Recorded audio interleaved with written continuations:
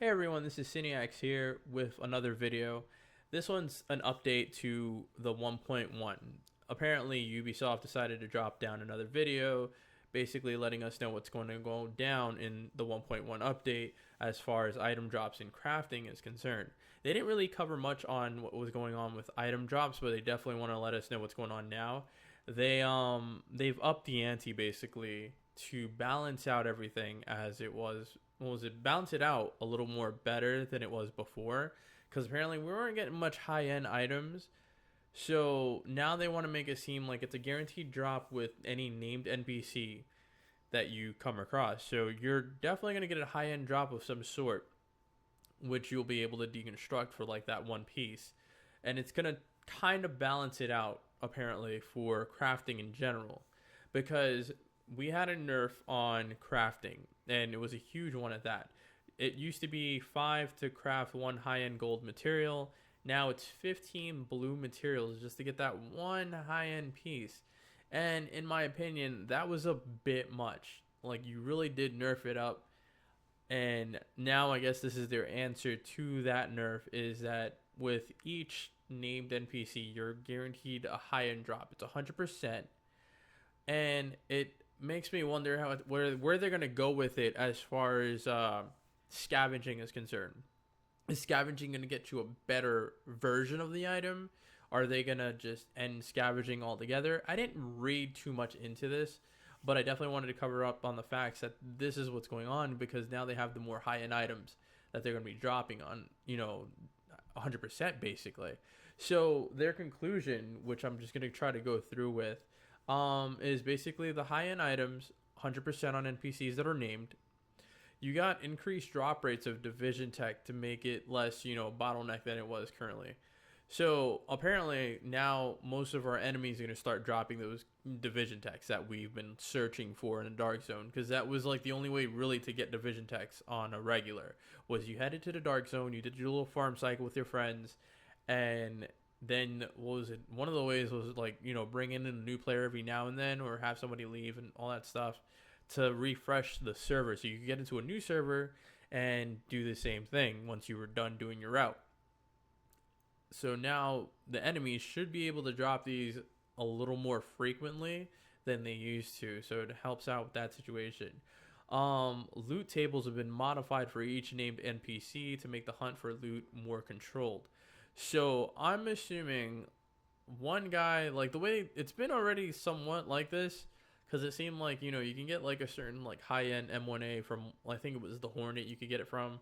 Then you can get it from, what was it? You had the Midas, that was a fireman guy down in the subways for Dark Zone. That was the way you got the Midas. There's other guns that were required to go through certain things in order to get them. And then you had like your Liberator, that was a blueprint.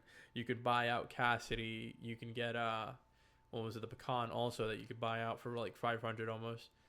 But now they're modifying the loot tables to each named NPC. So you're gonna get like, like we know, hey, we gotta get that guy in order to get that high end. Cause I'm pretty sure it's not gonna be like, hey, that guy just drops the Midas and that's it. No, it's going to be like that guy drops, one of 5 things here and there. And there's going to be, I'm pretty sure there's going to be a percent of the good and the bad. So, he might drop like the high end gold gloves that you really don't need, like damn near every time. But then like that Midas that you want, it's going to be like, it has to be like a 10% chance, because you're not going to make it where it drops the best of the best right off the bat 100% of the time. It makes no sense. There has to be a balance of some sort. So we're going to see how these modified loot tables look.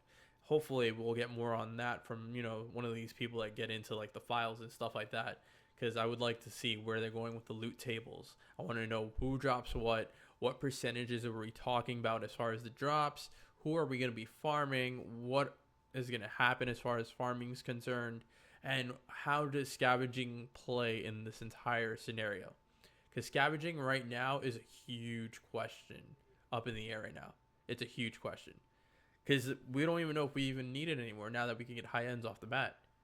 But we'll see exactly how scavenging plays out, if it actually mentions scavenging at all.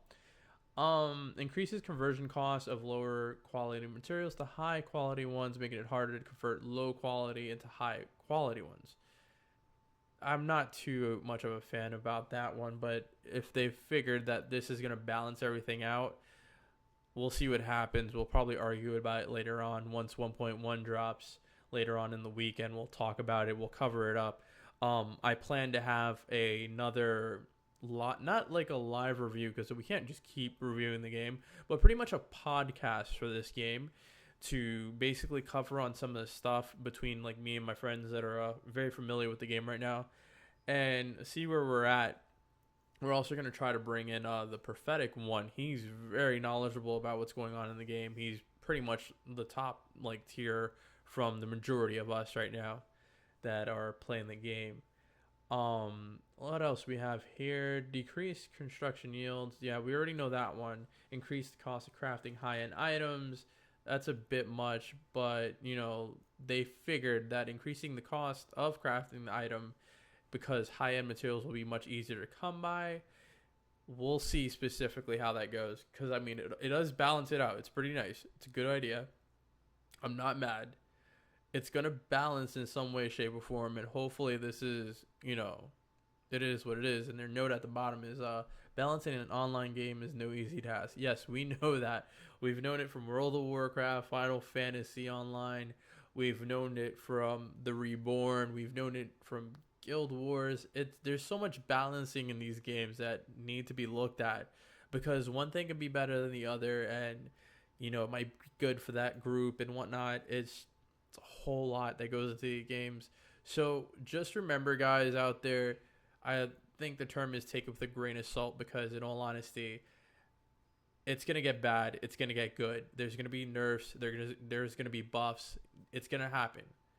It's an online RPG game. They have to do these things to balance it out so no one thing can happen. We've seen our share with Destiny with like the shotguns got nerfed so hard that they just disappeared from PvP. And now they try to bring it back. Everything has to have a balance in order for these games to be enjoyable across from, you know, your measly casual people to the people that take this like a religion. So if you liked what you've seen here, like, subscribe, share this video. I'm pretty much going to drop videos little by little here and there about everything that's going on to Division, Dark Souls, and I'm probably going to cover up on some Final Fantasy RPG. Final Fantasy's 14. I might get back into that. Not entirely sure because Division with Dark Souls 3, that's going to take some time. Also, we will be having Uncharted 4 videos coming up. What was it? I want to say they're coming out in May for the most part. But, you know, just stick around and enjoy. See ya.